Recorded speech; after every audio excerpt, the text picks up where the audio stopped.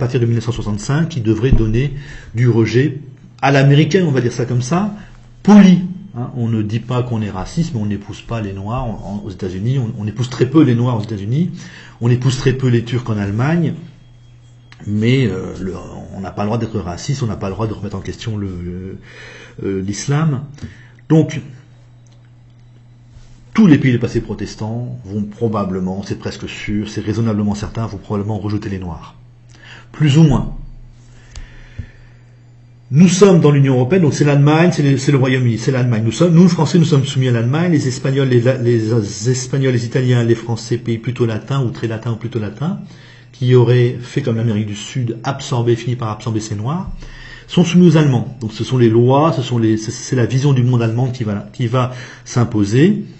Et nous devrions avoir le même scénario qu'aux États-Unis, une sorte d'antiracisme hypocrite, un communautarisme qui, hier, disait on s'enrichit par la différence, et cette période-là est déjà terminée, et on va à un moment donné vers l'admission qu'il y a un problème. Et là, c'est les Noirs aux États-Unis qui disent on a un problème. Ils se comportent de façon violente, de façon délirante, mais ça signifie nous avons un problème, nous ne supportons plus la vie aux États-Unis, ça veut dire cela. Demain, ce sera la même chose en Europe, alors demain ça peut être dans 20 ans, 30 ans, 40 ans, 50 ans, soit les Noirs vont imploser comme les Noirs américains en ce moment, en 2015, 2017, et certainement en 2018, soit ce sont les Européens eux-mêmes qui vont dire on ne supporte pas les Noirs, on ne les aime pas. Mais ça revient au même. Et le seul critère qui compte, c'est le taux de mariage mixte. S'il est extrêmement faible, au bout d'une forte présence, s'il y a très peu de Noirs, je pense que on n'en parle pas, ils sont absorbés.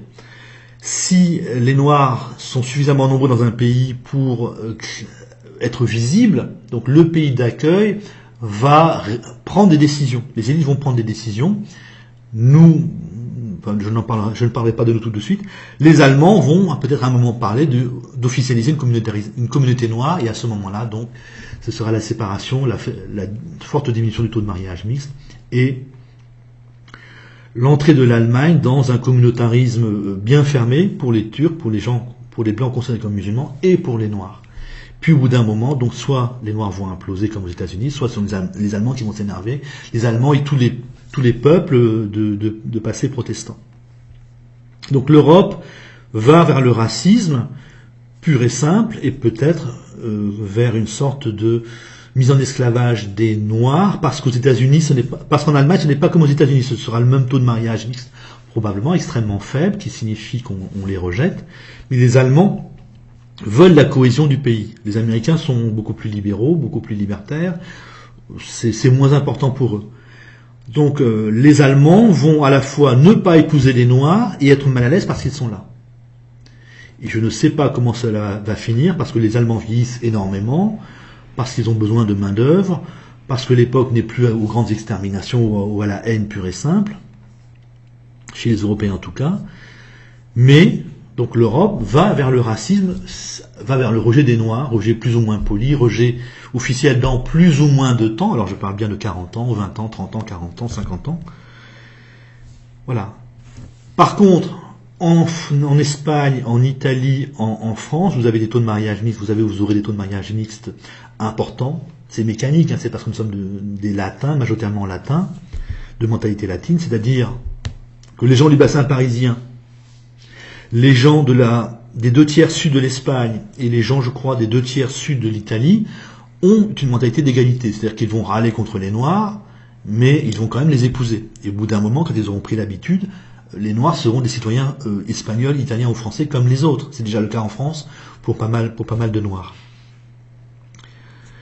Donc, si nous sortons de l'Union européenne, si l'Union européenne se termine, eh bien l'Espagne, l'Italie et la France pourront assimiler leurs Noirs à peu près paisiblement, avec beaucoup de problèmes, beaucoup de souffrances, beaucoup de haine, beaucoup de problèmes, mais on ira à l'assimilation, alors que l'Allemagne, le Royaume-Uni et les pays de leur culture vont probablement rejeter les Noirs. Voilà, pour l'Europe, vous voyez, c'est inexorable, vous n'y pouvez rien. Aux États-Unis, donc ça se voit maintenant, c'est ça qui est intéressant aux États-Unis, ça se voit maintenant, plus personne ne peut nier qu'il y a un problème, et nous allons vers ça aussi dans les pays de passé protestants, ou dans toute l'Europe, si nous sommes soumis aux Allemands. Pour l'Afrique, pour les Africains noirs en Afrique, eux-mêmes, ce qui les attend, c'est la colonisation chinoise et la colonisation américaine. Ils ont été colonisés au XIXe siècle par les Européens, et maintenant, c'est probablement le tour de la Chine et des États-Unis de coloniser l'Afrique. On a eu récemment l'ouverture de la première base militaire chinoise en Afrique à Djibouti. Voilà, c'est le début.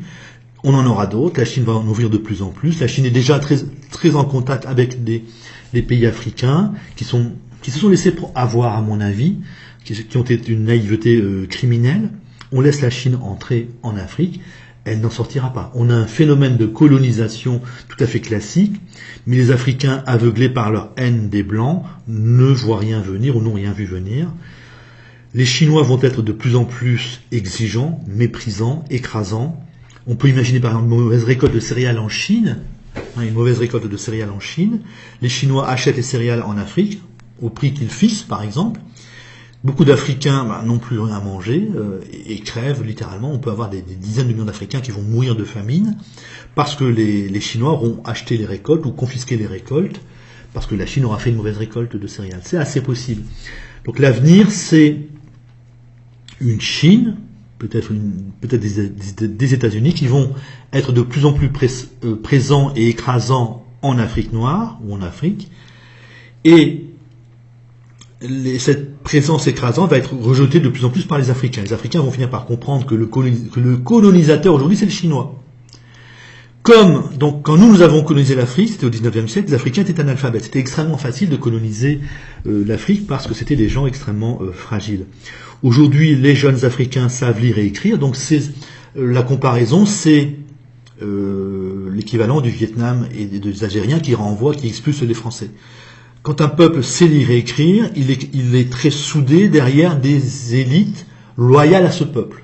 Des gens très diplômés, très intelligents, des gens de la petite bourgeoisie qui entraînent leur peuple vers la liberté, vers la démocratie. Et donc l'avenir en Afrique, donc c'est la Chine qui va de plus en plus écraser les Africains, avec les Africains qui seront capables de se révolter.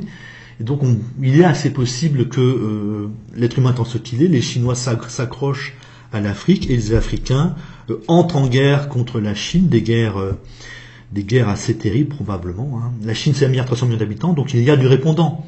Il est facile pour les Africains de balancer une France de 60 millions d'habitants, il n'y a pas grand monde. Mais là c'est 20 fois plus peuplé que la France, donc c'est une pression 20 fois plus grande. Et les Chinois, s'ils ont envie de rester en Afrique, parce que l'Afrique leur fournit des matières premières indispensables, ou qu'ils n'ont pas, ou qui deviennent rares, ou qui vont devenir rares, les Chinois vont vraiment s'accrocher à l'Afrique, et on peut imaginer quand même que les Chinois vont faire de très très grands massacres d'Africains dans l'avenir. Alors je vous parle pour les 50 prochaines années. Voilà l'avenir des Noirs africains, c'est assez sombre, mais je pense qu'il vaut mieux être lucide plutôt que d'annoncer les Chinois sont gentils, ils nous aident. Ou annoncer comme en Europe ou en France, le multiculturalisme c'est bien. Dans les commentaires, vous pouvez contre-argumenter, vous pouvez être en désaccord, je demande simplement que ce soit des arguments et courtois. Salut!